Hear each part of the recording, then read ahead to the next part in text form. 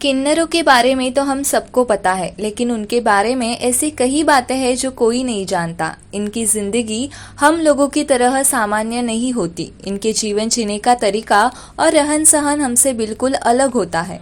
इन लोगों का अपना एक अलग समाज होता है और ये लोग उसी समाज में रहते हैं।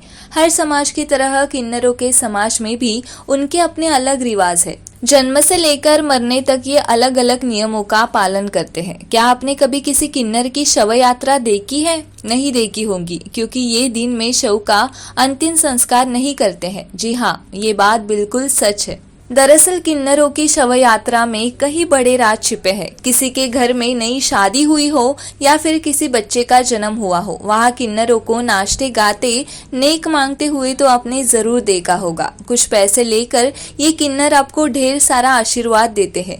लेकिन क्या आपको मालूम है कि जब इन किन्नरों की मौत होती है तब इनके शव को सभी से छुपा कर रखा जाता है। जहाँ ज्यादातर शव यात्रा दिन में निकाली जाती है, वही किन्नरों की शव यात्रा रात में निकाली जाती है। हिंदू धर्म में किसी व्यक्ति की मृत्यु होने पर दिन में ही दाह संस्कार किया जाता है। सूर्यास्त के बाद अंतिम संस्कार हिंदू धर्म में वर्जित है। लेकिन क्या आप जानते हैं कि हमारे बीच में ही रहने वाले किन्नर समाज में क्यों दिन में शव यात्रा नहीं निकाली जाती? शायद नहीं, पर यकीन मानिए इसकी वजह बेहद खास और हैरान करने वाली है, जिसका संबंध अन्य समाज की भलाई से जुड़ी से मान्यता है।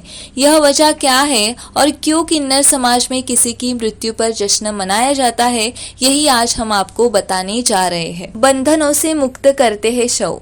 किन्नर समाज की काजूबाई ने बताया कि किसी भी किन्नर की मृत्यु होने पर सबसे पहले उसके शरीर को सभी तरह के बंधनों से मुक्त किया जाता है। इस चीज का ध्यान रखा जाता है कि शरीर के किसी भी हिस्से में कुछ भी बंधा हुआ नहीं हो। मान्यता है कि ऐसा होने से आत्मा बंधन में रह जाती है, उसकी मुक्ति नहीं हो पाती।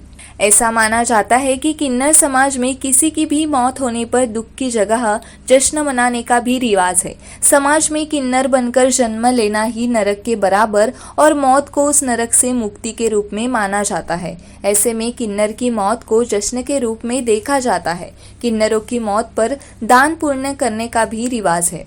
गुपचुप में निकलती है शव यात्रा।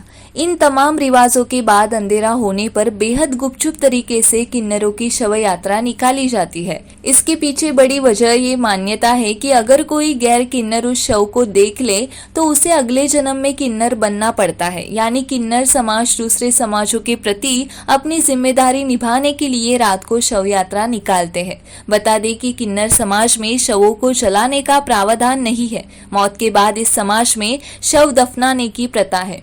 कहा जाता है कि किन्नरों की दुआओं में बहुत शक्ति होती है। यही वजह है कि घर में किसी भी शुभ काम करने के दौरान किन्नर जरूर आते हैं। कोई त्योहार, शादी, ब्याह या किसी के यहाँ बच्चा पैदा होने पर ये अपना आशीर्वाद देने वहाँ पहुँच ही जाते हैं और अपने हिसाब से वो जश्न मनाते हैं। इस दौरान बहुत से लोग उनकी मांग को पूरा कर देते हैं तो वही कुछ लोग उन्हें भगा भी देते हैं। किन्नरों को हमारे समाज में थर्ड जेंडर का दर्जा दिया गया है। हालांकि उनसे जुड़ी बहुत सी ऐसी बातें हैं जिनके बारे में कम ही लोग जानते हैं। मौत से पहले ही हो जाता है आभास।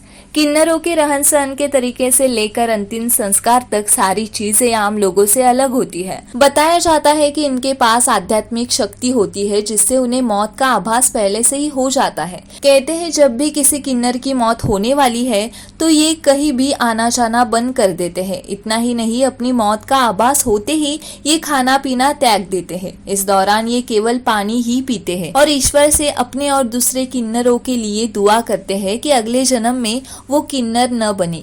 किन्नर समुदाय के लोग शव यात्रा निकालने से पहले शव को जूते चप्पलों से पीटते हैं ताकि किन्नर को दोबारा इस योनि में जन्म न मिले। सभी किन्नर शव के पास खड़े होकर उसकी मुक्ति के लिए अपने आराध्य देव को धन्यवाद देते हैं।